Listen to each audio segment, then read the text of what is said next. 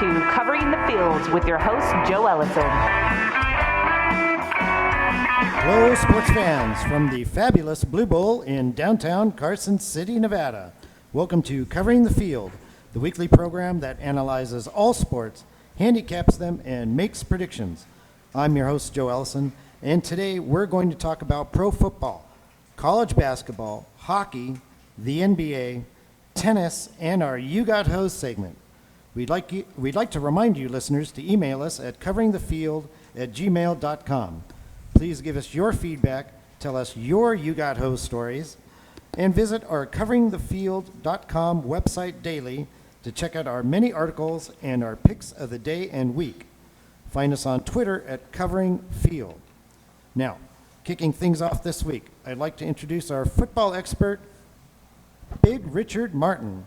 How are you doing today? I can't be better. I'm over here at the Blue Bull, the 5-star dive bar. We got all of our dogs here. So what kind of promotions are going on at the Blue Bowl?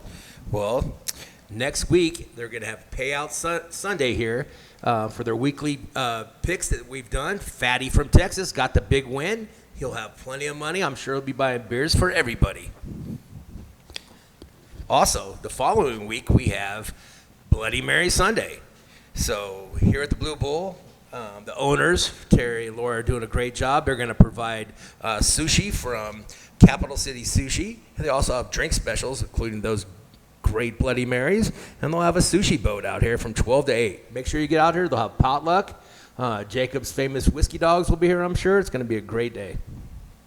All right. So, Big Rich, we just experienced our first NFL Super Wild Card weekend. What happened? Well, it was actually really super. It came out. Big Rich was 5 out of 6. Had a great week. The favorites won. It was a favorite week. I mean, the only dog that won this week was 49ers. So if you had the favorites in the over, you should have a pretty fat wallet, like Fatty from Texas. Right.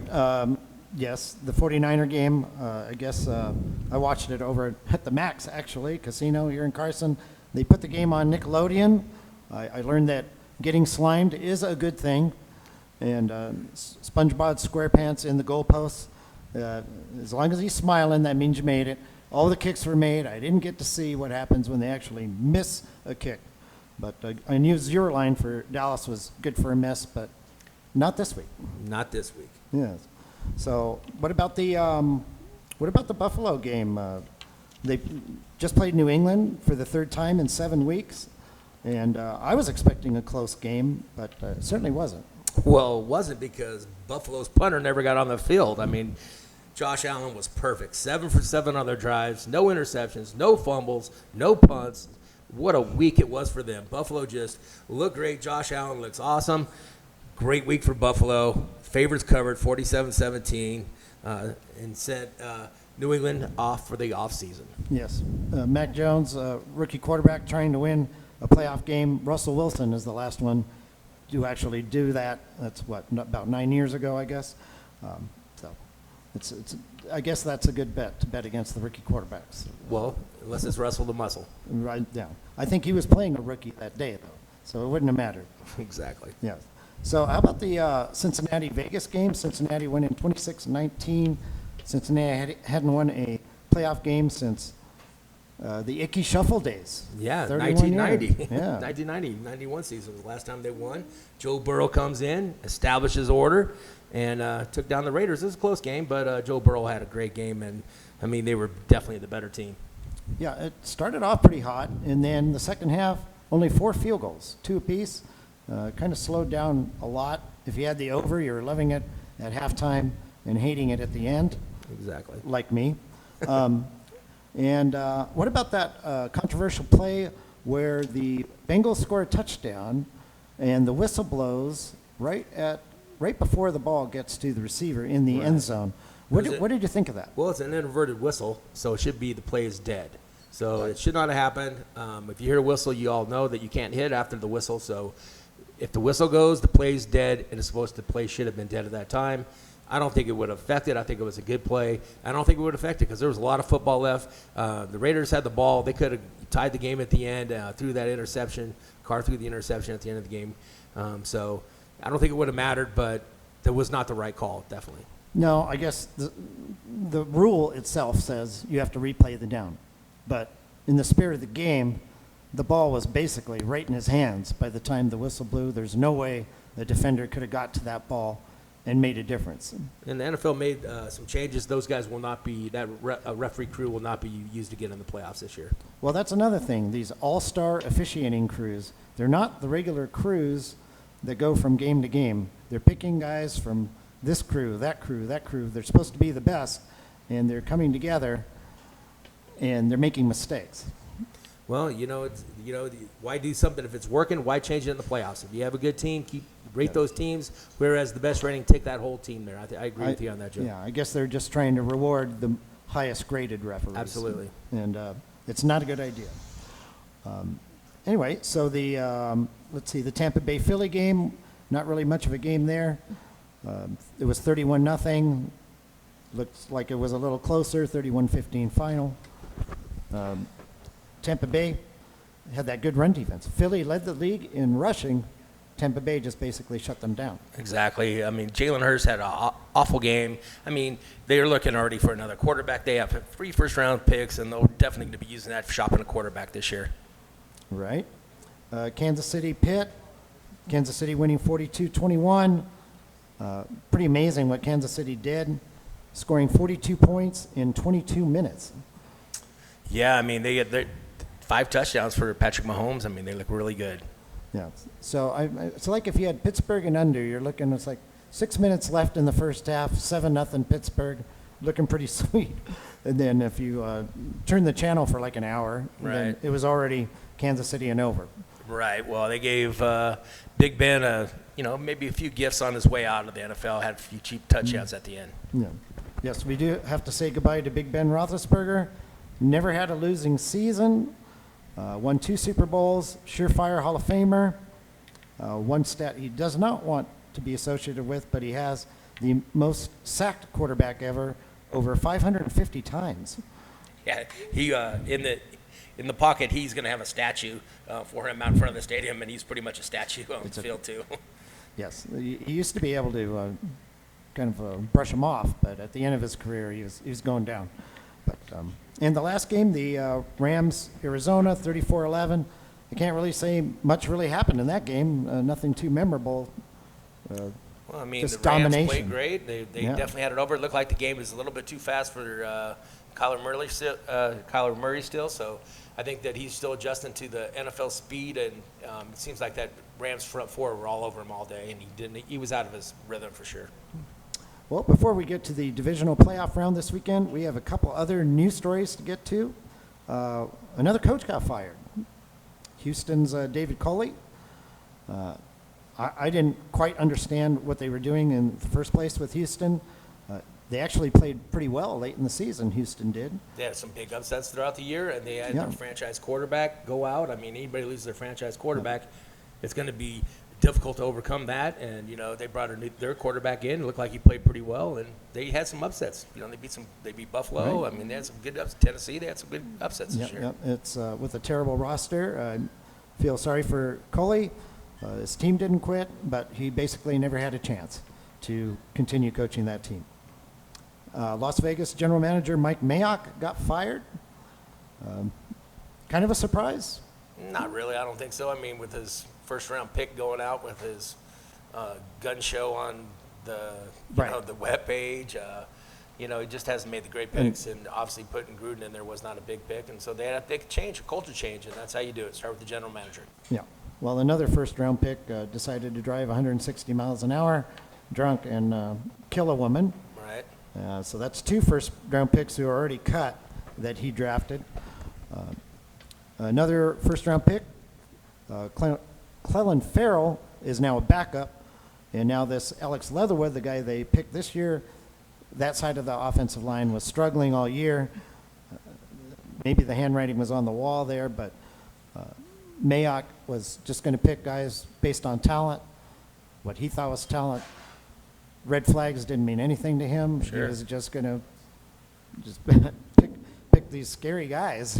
Well, they need a culture change, like I said. So they'll bring a new general manager on. He'll bring his coach in, and so we'll see what happens. Well, they did have a winning record and made the playoffs, so it's not totally a disaster in Raiderland. And our last comment, Cleveland defensive lineman Malik McDowell made the news. Yeah, I thought it was Antonio Brown's brother. South Florida, he violently attacked a sheriff's deputy while naked. Yeah, decent exposure is never good on your criminal record, I guess. So what makes a guy attack a referee and run around naked? Maybe we should ask Antonio Brown. Yeah, I'm thinking maybe some PCP, maybe some angel dust or something. I Yeah, don't know, man. definitely needs some mental health issues. Without a doubt. All right. Now we move on to the best weekend the NFL has to offer as all 8 remaining teams are in action. It's the divisional playoff round. Last week, Big Rich, just like the home favorites, as you mentioned, you went an amazing 5-1 against the spread. Who do you like this week? First Well, up, we've going got 5-1, I had to do that. We have Marc the Shark picking at 80% on NBA basketball. We got Ronnie going 86% on college, and you got Gator Gates just killing it on hockey. He's over that, so he's 37-6 or something over the last 3 weeks. I mean, if you parlay his games, you're going to have some money in your pocket. Yes, everybody's on fire right now, without a doubt. So first up, we've got Tennessee minus 3.5, over and under 47 against Cincinnati. What do you got? Well, Tennessee is 5th in the NFL against the rush, but they're 26th against the pass. So they're going to want to run the ball. They're going to stop the run. Joe Burrow in his last 5 games has been on fire, 1,700 yards with 13 touchdowns, averaging 344 yards a game passing with 0 interceptions. Check that against Ryan Tannehill, 862 yards in the last 5 games, 6 touchdowns, and 1 interception. And 6 games ago against the Houston Texans we were talking about, he had 4 interceptions in that game. So obviously the quarterback edge goes to Cincinnati. Position players definitely go to, they have Jamar Chase, they have T. Higgins, they have Tyler Boyd. They just look great. So but we have Derrick Henry coming for Tennessee. We've got the running game coming. He looks great in practice. They're saying he's hitting hard, but he does have a metal plate in that foot. So maybe Cincinnati do a little toe stomping or something on his foot maybe. I don't know. I'd do anything I could against that monster if I was going against him. But I can tell you this right now. This is a classic puncher versus boxer. We have the position players Cincinnati. We have the running game with Tennessee. This is going to be a close game. Spread's 3.5. I'm going to lead towards Tennessee in a close game. I like Cincinnati. Take the points. Yeah, I'll give credit to Cincinnati for committing the fewest penalties this year, and that's awesome for a young team. Derrick Henry coming back. Cincinnati had a couple defensive line injuries last week, too. The defensive tackle, Ogunjobi, is done for the season. Cincinnati, although they do have an excellent pass game, they're also the most sacked team. So if Tennessee could put some pressure on them. And that's where Joe Burrow struggles against pressure coming from the middle, and I think Tennessee could be able to do that, get him off his point there in the back of the in the huddle or in the back of the pocket. I think that it's going to be difficult for him to do that, but I think they have enough positions players to move the ball up and down the field. So I'm going to give the slight edge. Tennessee might win, but I like the 3. If you want to hit that with a teaser, that's a great bet because you'll get an extra 6 points. Well, I'm rooting for Tennessee, but I like the under.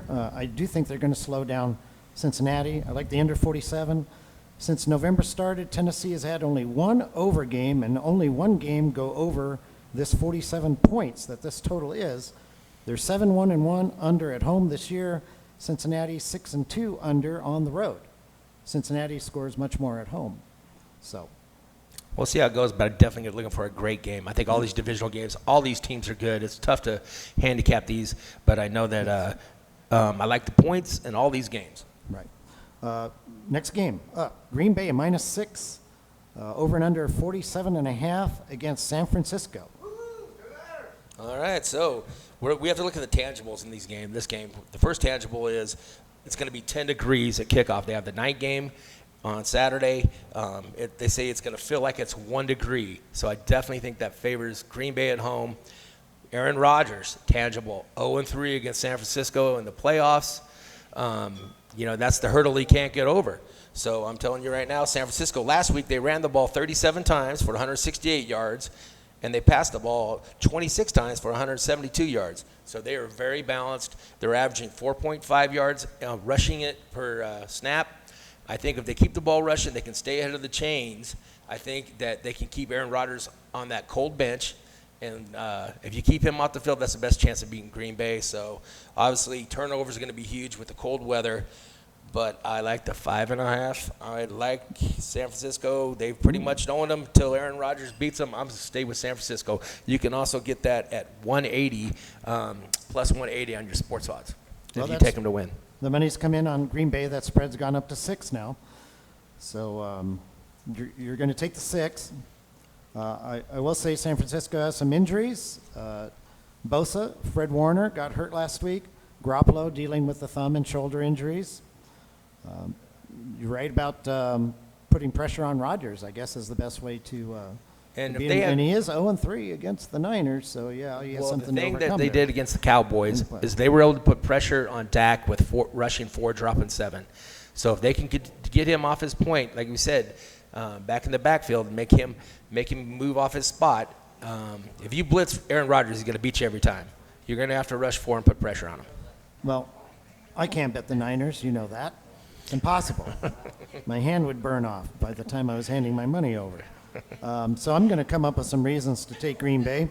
It's the 3rd straight week of traveling for San Francisco. It's a short week. We played last Sunday. They will be playing Saturday. The weather, certainly, 0 degrees. They just played in controlled environments the last 2 weeks. Coming off a very emotional win at Dallas, and now they have to bounce back. Green Bay, first team ever, 13 wins in 3 consecutive seasons. I mean, sooner or later, you'd think they'd make the Super Bowl. Well, they were favored last year at home field and couldn't get past Tampa Bay. So I'm thinking San Francisco can do that if they can control the ball. You look at Green Bay, they won all their home games this year, and all but won by 8 or more points, 7-1 against the spread at home. Rodgers, boiling hot, obviously the better quarterback of the two. Of course, this is another chance for him to stick it to the team he wanted to play for, San Francisco, that drafted Alex Smith instead. He owes them one. Yeah, he does. In the playoffs. As he said, he's getting older, so he's running out of chances. Right. So Tampa Bay, -3 versus Los Angeles Rams, over and under 48. What do you got there? Well, if you look at it, they played September 26th, week 3. You know, it's total different teams, but the Rams were able to win that game 34-24. They were playing in SoFi out there in L.A. And Matt Stafford had 4 touchdowns in that game. You know, with Woods being out, Odell Beckham has played great in his place. So let's look at the injuries. We have Ronald Jones. He's out with an ankle. Their wide receivers already been decimated with injuries. Cyril Grayson's out with a hamstring, so a hamstring injury is not good for a receiver. And the big injury is Tristan Wirfs, his ankle. When he went out against Philadelphia last week, that's when they stopped scoring. That's when they had 31 points. He went out. Philadelphia was able to go in there with the backup right tackle. And Chris Jensen's also on the questionable list, their center. So they have some problems on their offensive line, and the Rams' defensive line looked great last week. I think they can come over. They do have their left tackle, Andrew Whitworth, is out with an ankle injury. He's questionable. That's going to be big against that defensive front for Tampa Bay. But I'm going to lean towards the Rams +3. I like the dog. I'm taking 3 points. It's tough against Tom Brady, but if anybody's got their number, it's the Rams. Yeah, the offensive line injuries for Tampa Bay, certainly a big deal. But Leonard Fournette is coming back, right? Running back? That's going to be huge. Tampa Bay 8-1 at home, 7-2 against the spread at home. LA is 7-2 on the road, but only 4-1 against the spread. Yes, those injuries can be a factor, but really to me it's all about Tom Brady, 7 Super Bowls, 35-11 playoff record. How can you bet against Tom Brady? Well, this is why. If you would look at their rushing, the last 2 times they have not rushed over 50 yards against the Rams. So if you can't run the ball, we know you're going to pass the ball.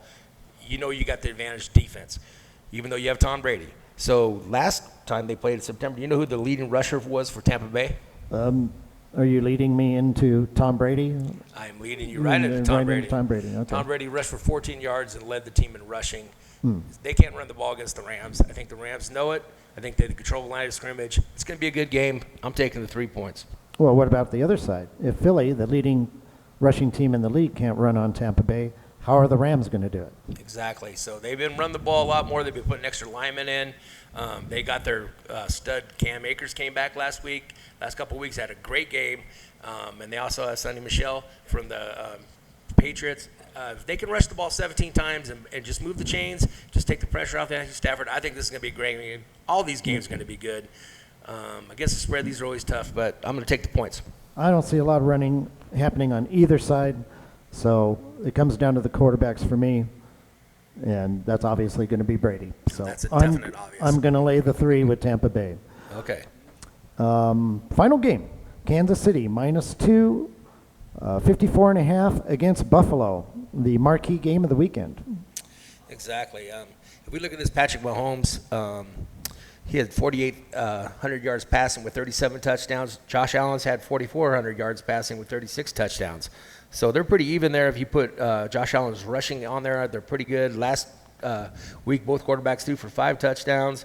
You know, we're going to have to look back at that game they played in October 10th. Buffalo definitely handled that game. It was a rainstorm, and Patrick Mahomes did have 2 interceptions in that game, but one of them was off of Tyreek Hill's hands for a pick 6. I think this could go either way. This way, I'm going to favor the home team. That's my only favorite I'm picking. It's going to be a division dog week. I'm thinking Kansas City -2. I think it already went down to -1.5. Okay. Well, you're right. Both quarterbacks are super hot, but Buffalo does have the number 1 defense in the league, so maybe that can be the difference. Watching Kansas City play Denver a couple weeks ago, they couldn't stop the run. Drew Lock scoring 2 touchdowns rushing, and now you got Josh Allen, who's like a wrecking ball out there, running the ball. That's an excellent point, Joe. That's a real excellent point. That could be the Drew difference. Lock is nothing compared to Josh Allen. It's really tough to bet on this game. It's just a -2. I wish I could get more with Buffalo. So I won't. I'll try the over. I'll bet the over 54.5. Kansas City in their last 6 games, 5 overs and a push. I've got, if you watch those games last week, Buffalo scoring 47 on a pretty good New England defense. Kansas City scoring 42 on a pretty good Pittsburgh defense.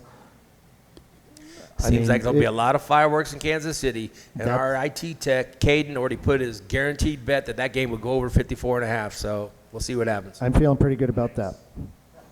And finally, we should probably make a Super Bowl prediction. We didn't last week. We made predictions at the beginning of the season. Is your prediction still alive? Oh, absolutely. I picked Kansas City Chiefs and Patrick Mahomes. Okay. So how could I go against them now? I mean, they have the best winning chance to at least go to they have a 38% chance against the analytics to make it to the Super Bowl, and I don't see nothing stopping them. Well, hopefully they get stopped this week, because I picked Tampa Bay to beat Buffalo in the Super Bowl before the season started. I really want Tennessee in there just because I've got them at 40-1. It would be a heck of a surprise, and they seem to be pretty underrated right now, being a number 1 seed, and nobody's talking about them winning the Super Bowl. Well, I think it's because the quarterback play, Ryan Tannehill, he's average at best, but they have a great running game with Derrick Henry. I have them at 12-1 odds. I took that about 3 weeks ago, so I wouldn't mind seeing that either. Super. I hope it works out. Well, Big Richard, thank you for your insight. Thanks. It's always great to be here at the 5-Star Dive Bar, Carson City's finest bar. Greatest drinks we have here, greatest staff, greatest owners for sure. So come on down and have a beer with us on Bloody Mary Sunday. Thank you, everyone, for coming here today to watch our show. Thank you very much.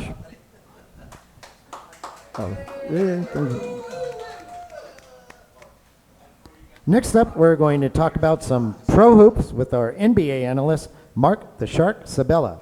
How are you feeling today, Marc? I'm doing great, Joe. How are you?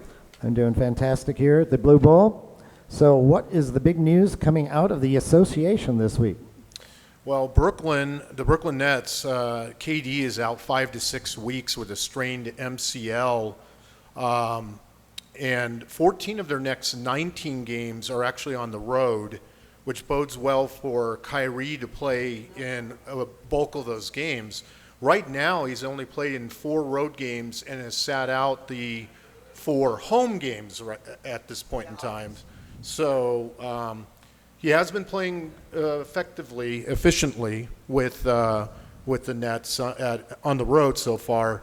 But he did get into it with a reporter this week over, well, now that you have KD out, don't you think it might be smart for you to get your vaccination so you can play the home games? And his response to the reporter was, KD going out for an extended period of time does not affect my personal decisions. So what do you think about that, Joe?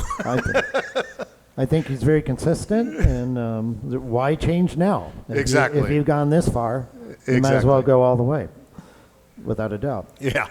So KD is the leading scorer in the entire league. He is. That's a big loss. That's going to be a big loss, and it shows in Brooklyn's recent play at home. They have a much better road record than at home. Yes.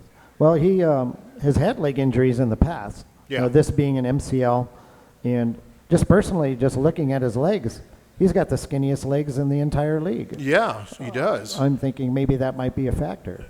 Giraffe legs, and but lots of power and a great outside shot. Kind of reminds me of a horse, actually.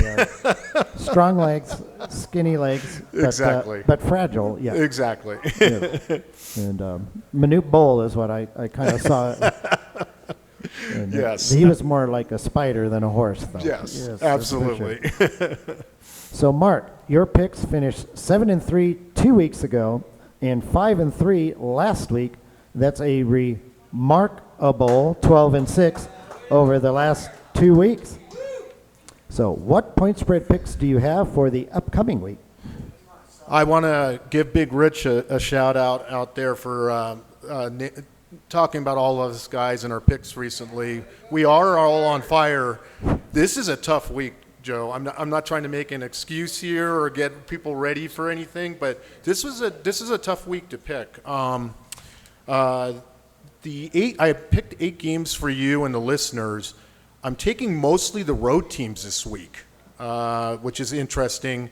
On the Thursday game, January 20th, Phoenix goes into Dallas, your team, and Phoenix is I'm guessing, going to be giving 5.5.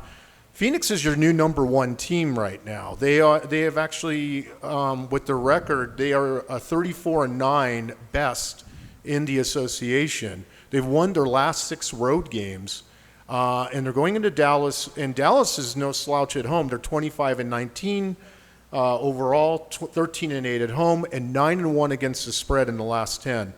Luka, however, has been shooting at about 40% since he's come back from COVID and injuries.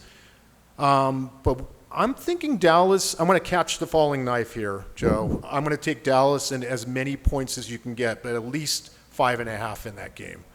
So Friday, January 21st, Chicago, 27-15 overall, 12-9 on the road, and 11-10 against the spread on the road. However, they are going to be going into Milwaukee, who's if the big 3 are playing, they're almost unbeatable at home right now. So Milwaukee should be giving about 2 points. They've won 3 of their last 9 overall at home, however, which is kind of interesting. But 14-8 at home overall in the season. So I'm going to take Milwaukee, give the 2 points against Chicago, who's cooling off a little bit. Memphis goes into Denver. Memphis is pretty much your hottest team in the league right now. They're right up there with Phoenix. And Memphis starts a kind of a back-to-back situation for them in this game at Denver. Memphis is 31-15 overall, 14-6 on the road. They've won 11 in a row until they lost to your Mavericks the other night. So Denver is kind of middling at about 500 right now. They're 22-20, 11-8 at home, 9-10 against the spread at home. I'm thinking Memphis is actually going to be the road favorite in this by -2. I would take Memphis. I'm going to stay with the hot team there. And speaking of hot teams, on Sunday, January 23rd, the same Memphis team goes in against your Mavericks. The Mavericks are probably -2.5 at home. I hate to say this, Joe. I'm going to have to take Memphis on that one. I'm just going to keep riding the hot streak with them right now until they're proven that Ja is not going to be able to get the job done on that. Brooklyn at Minnesota, -5. Minnesota is one of the teams we don't talk about. I'm going to take Brooklyn with as many points because Kyrie is back. So Utah at Golden State. Golden State is probably your second best team in the league right now. They're flip-flopping with Memphis. I'm going to say Golden State is probably going to be a 6-point favorite at home, and I'm going to take Golden State and give the points. Utah is in a back-to-back situation on Monday, January 24th. They are going to be in Phoenix, the number one team in the association. Phoenix is 6.5-point favorites, and I'm going to take Utah with the points on that one, Joe. Utah has lost a couple of tough games on the road recently. They're actually not very good on the road, but I think they're going to take the points and cover that. And the final game is the Lakers at Brooklyn, a rematch of Christmas Day. The Lakers are just at 500 right now, which is kind of the latest in a LeBron season, that he's actually been at 500 or worse. And Brooklyn, who won the game in LA on Christmas Day, is giving 5. I'm going to take the Lakers and the points, as many points as I can get. All right. Well, just to clarify, I am a Laker fan. Yes, you are, Joe. So when you say you're Dallas, you're just talking about me picking Dallas to win that division and you picking Memphis and you winning right now. Yes. Yes. And LeBron is playing pretty amazingly well for a 36-year-old player. Absolutely. So good for him. And just quickly, if you could list any other teams we should be paying attention to that are hot or cold, and without getting into huge detail, but teams we should be watching. Sure. Besides the aforementioned that we talked about, Golden State, Draymond Green is out for 2 more weeks. He's got a back disc problem, but they are still continuing to figure out ways to win. And they're just loaded, and so I think they'll be able to weather the storm. They're going to continue to be hot. Milwaukee is good. They've had blowout wins over the Nets and the Warriors recently, so they're still playing hot, and they're tough to beat at home when the big three play. The cold teams that I would probably highlight is we tried with Indiana, the Pacers. We highlighted them last week, but then they lost to Phoenix by 20 points. So they're 15-29. I would fade them. San Antonio, 16-28. They play top 10 teams tough, but then they kind of lose to under 500 teams. Atlanta has had a very disappointing season after a deep playoff run. They lost 10 in a row at home until they actually beat the Bucks the other night. So a team to kind of keep looking at there. And in Washington, which started off as one of the top 10 association teams, they're now fading into mediocrity. Well, Marc, great information, and thank you for being on the show. Thanks, Joe. Appreciate it. Our next guest today is our college basketball handicapper, Ronnie McKinnon. How's it going today, Ronnie? Joe, I'm doing great. How about yourself? Fantastic. So what's been going on lately in the world of college hoops? Well, Joe, in men's basketball, we've had a lot of top 10 movement. We had Oregon beating number 3 UCLA, and Oregon was not ranked in the top 25. Northwestern beat number 10 Michigan State.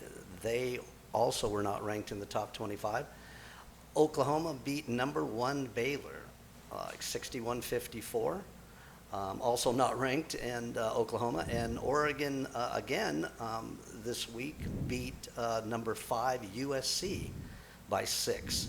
So, and then last night, Tuesday night, we had Florida State beating Duke, number 6 Duke, 79-78. So a lot of teams not in the top 25 beating teams in the top 25, or in the top 10, actually. So. Right. There were 13 top 25 teams that lost, 9 on Saturday, and 8 to unranked teams, as you were mentioning some of those. So. Right. Yeah. A lot of so a lot of movement in the top 10. We have Gonzaga's number 1 now, Auburn's number 2, then Arizona, Purdue, Baylor dropped down to number 5, then Duke, Kansas, Wisconsin, UCLA dropped to 9, and Houston now is number 10. USC and Michigan State both dropped out of the top 10. So it was interesting to see Gonzaga number 1 with 25 first place votes, Auburn number 2 with 36 first place votes. So right, there's exactly. Yeah, Gonzaga getting a lot of seconds and thirds, and Auburn right. Yeah, not. Sometimes it's it's hard for people to figure out when they see that if they've heard the scores and such, but. Mm-hmm. And I guess we should mention the women. How the news is going on the women's side? Yeah, the women's, we had, again, Oregon, even in the women's, beating number 7 Arizona by 2 points. They're not ranked, Oregon. They also on Monday ended up beating number 9 Connecticut. And then also Sunday we had number 11 Michigan beating number 8 Maryland. So there's been, the top 10 is pretty much the same. There's been a little movement down below. Maryland dropped out of the top 10. And then we have Connecticut moved up to 9, but now, of course, that hasn't changed yet since they did get beat by Oregon. So we had South Carolina at 1. Who'd you say was at number 2? Well, they still have Stanford at Stanford 2. At number 2. Louisville at 3. NC State, Tennessee, Indiana, Iowa State, they moved up. Michigan moved up. Then Connecticut, and then Arizona dropped from number 7. So yes, I noticed Louisville got 2 first place votes, and number 3, and Stanford at number 2 got 0. So another discrepancy among the voters. Right. There. Well, we remember talking about it before when we thought Louisville would move up to 2. This was weeks ago, and instead of Stanford, with from what happened, I think Stanford had lost to South Carolina number 1, but they still have Stanford at 2 and Louisville at 3. Okay. So.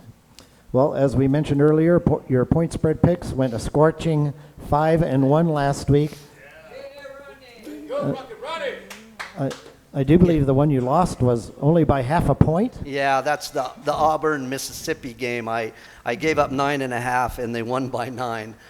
The over happened, but and then the other 2 games, I got the points and the over. So yeah, it was pretty good. Yeah, pretty good. Obviously, we don't have spreads for Saturday's games yet because it's only Wednesday, but I guess you're going to put your picks on the website. Yeah, I'll put them on Friday like I have been, and they'll be for like late Saturday games. So there's time to go put a bet on them. So. Okay, so everybody look for those hot picks. Ronnie, we have to get to baseball. You're a massive baseball fan, and right now Major League Baseball is in a lockout. Has there been any movement in the negotiations between the owners and players? Well, Joe, they did have a meeting, which has been 7 weeks since the lockout. They had a meeting last Thursday between MLB and the Players Association. And, some things happened. The increase for pay for players that with 2+ years service time, that's something the players have really been wanting. And there's, Thursday, actually, at the meeting, I have to mention too, it was initiated by the owners, and so they're trying to get together and meet, even though it was Zoom, and get some things accomplished. There's quite a few things that they did talk about. I won't get into all of them, but of course the biggest thing always is money.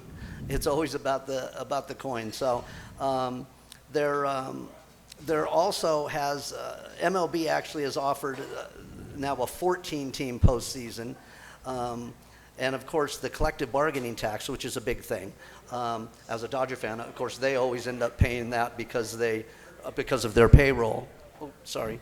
And but now they're talking about raising the minimum on those. And there's like several other things about the lottery and the DH and qualifying offers. There's a lot of info, and I'm kind of thinking of maybe, I should maybe write something about that also, instead of going through everything. There was, MLB is trying to, get with the players and try to hash some things out. They still got a ways to go. So.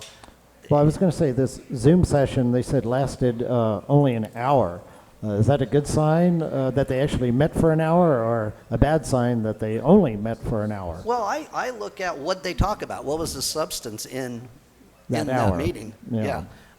Time-wise, I'm not too concerned about that as long as they're going somewhere. And I think there's a little movement there. And so we'll just keep an eye on it and see what happens. Okay. One more thing. I actually.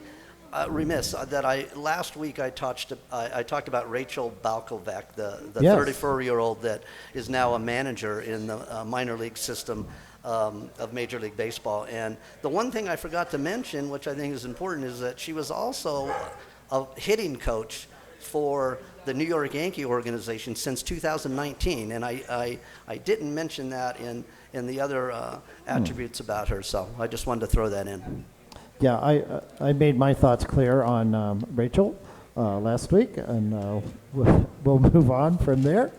All positive, of course. And one final note, you're going to bring up robotic umpiring.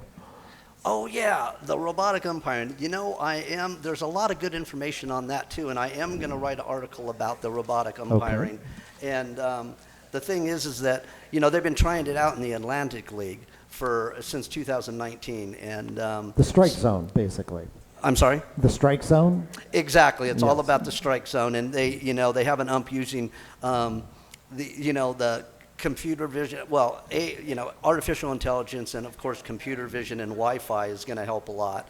And but they do have an ump that's had the Bluetooth and it's connected into the dugout and the computer, and nobody really sees it, but it's kind of testing it out for calling balls and strikes. I think the big thing that I'm always thinking about, which happened a couple times in the playoffs and happens a lot, is the check swings. So when the bat actually crosses the plate, and a lot of these stadiums have computers all around the stadiums and stuff where they can from all different angles and be able to do that. So anyway, I'm gonna I'll write something about that. That'll be a little late for the Giants fans last year, I guess. The check swing? Did I need to bring that up? Well, yeah, and I'm a Dodger fan, but you know what? That was the guy, he didn't swing, okay? But Yeah. So I hate to see games end like that, but it was a bad call. It happened during the year too, with the Giants against the Dodgers, and of course it changed the game, and they only lost the division by one game. So it's something that needs to be addressed. But as far as the strike zone, I mean, on TV they do it all the time. They've exactly. You see the little square? Was it a strike or not? You see the little square? That is. And all that does is cause controversy. Exactly. So the umpires might as well just use it. Exactly.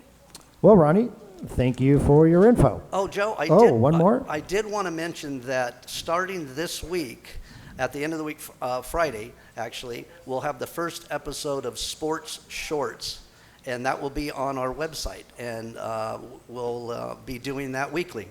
So just wanted to throw that in. All right. Always good to promote the show, and thanks again for the info. Yeah, thanks, Joe, for having me, and thank you to the Blue Bowl for having us here. Thank you.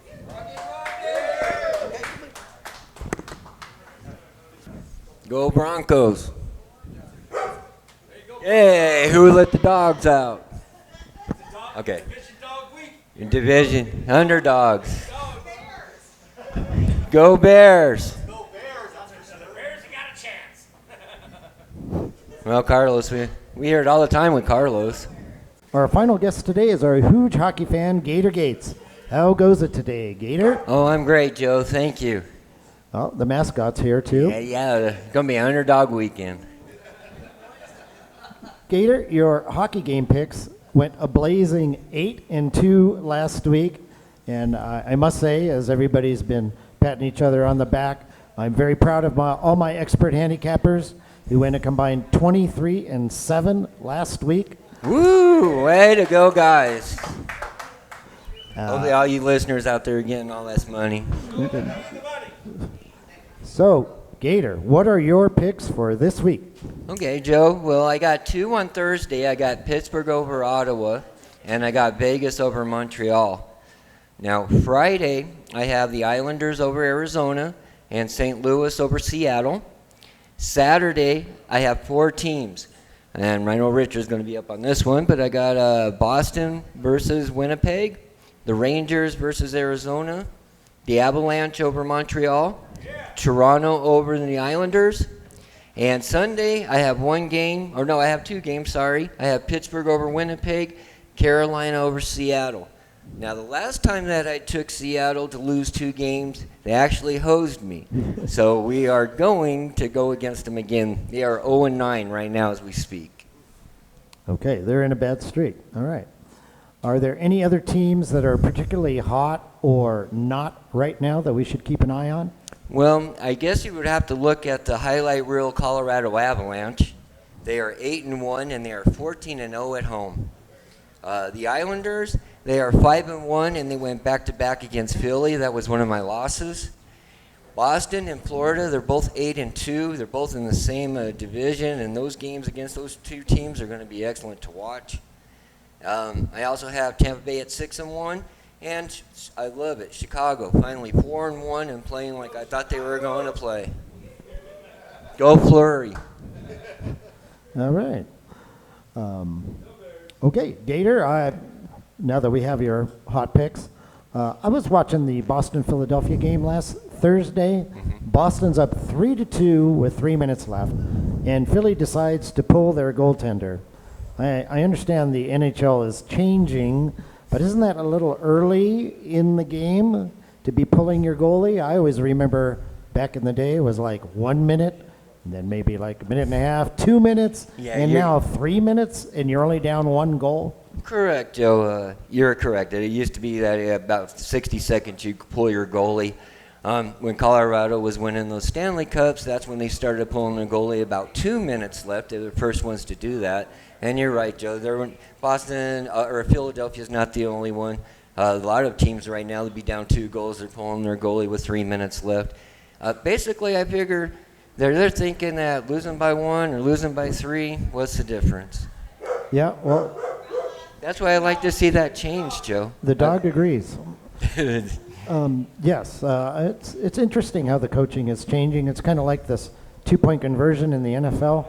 Coaches are trying it more and more in crazier situations, like to tie the game at the end of the game. No, we'll go for 2 instead. But Joe, if they would do it like rugby, where they would, if you get more goals, you wouldn't see that. You would not see that at all. There are some things they could do for that. But anyway, that game ended up 3-2, so Philly never gave up an empty net goal, so it was actually a pretty good strategy for them. Correct. Yep. So we got to get into tennis, the first major of the year. The Australian Open is underway. How did the saga of world number 1 Novak Djokovic end up? Is he being allowed to play? Oh, I find it very sad, Joe. It's real funny. How can their government say that he's allowed to, and then all of a sudden he's not? So he did get banned. He went back to Serbia. He's not in. No, he got a medical exemption, then he gets deported. Yeah. That's pretty bad. Well, it's just sad for everybody that's a tennis fan.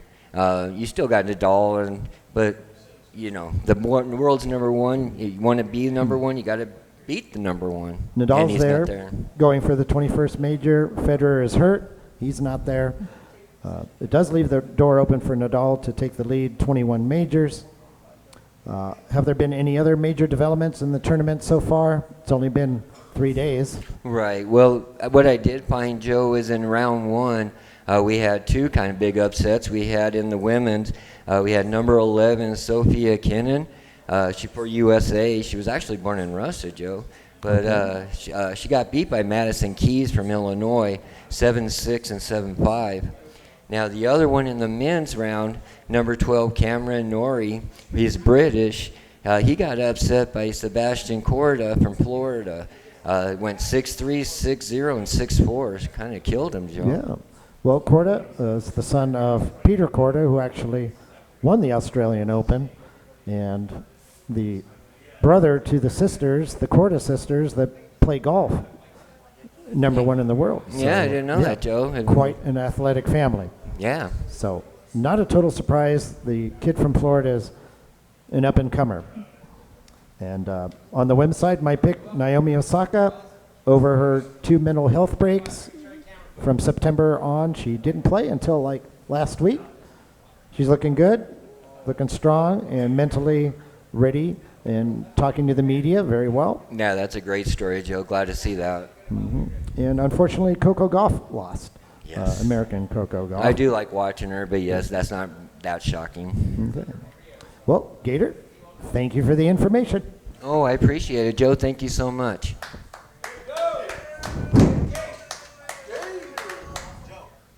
Sponsored by MXE Media, ladies and gentlemen, it's that time for the moments we've all been waiting for. The stories that make us furious about bets that appeared surely to be winners, but in the end something went horribly wrong and they ended up being losers. It's the segment we affectionately call You Got Hosed. You got hosed. So, Gator, do you have a You Got Hosed story this week? Yeah, Joe. My host story is Novak Djokovic. He arrived Monday in Serbia after being deported from Australia on Sunday because of not being vaccinated, like we touched on. But the Serbian president caused Australian government of harassing the top-ranked tennis star and urged Novak to return home where he was welcome. Now, he was also added that the court hearing was a farce with a lot of lies. Now, the French Parliament passed a new vaccination law Sunday that requires people to have a certificate of vaccination to enter a public place. This applies to every spectator and professional sports person, no exceptions. So the French Open is in May. Now, Novak has already had COVID-19, Joe, and I think that he should get the vaccination if he wants to play. But either way, Serbia and all the tennis fans around the world, we are all getting hosed. Yeah, the heck with Australia. What's with that? Let Novak play, but it's not going to happen. Let him play. Joe, do you have a host story for us this week? Well, not really completely hosed, but being a Dallas Cowboy fan, there were a couple instances where a break here and there could have made a difference last Sunday.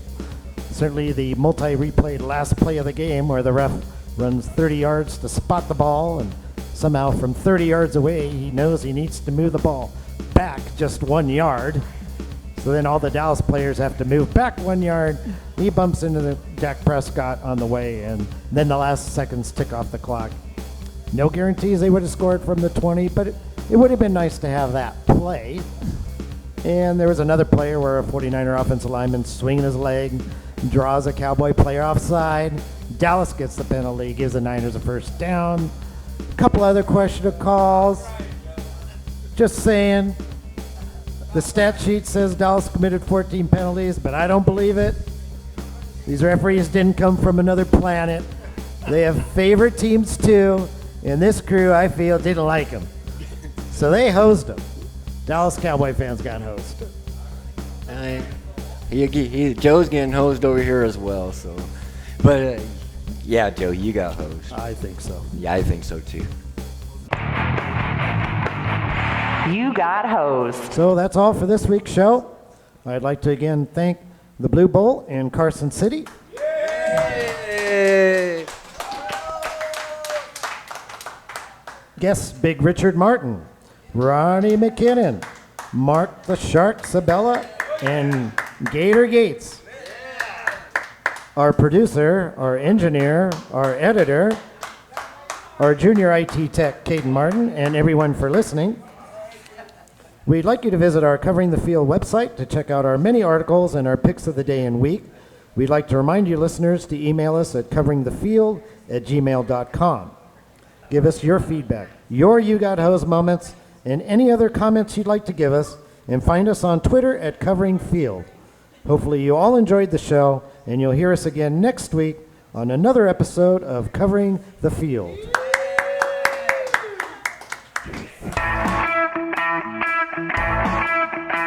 You've been listening to Covering the Field, a CM World Services and the Sage production.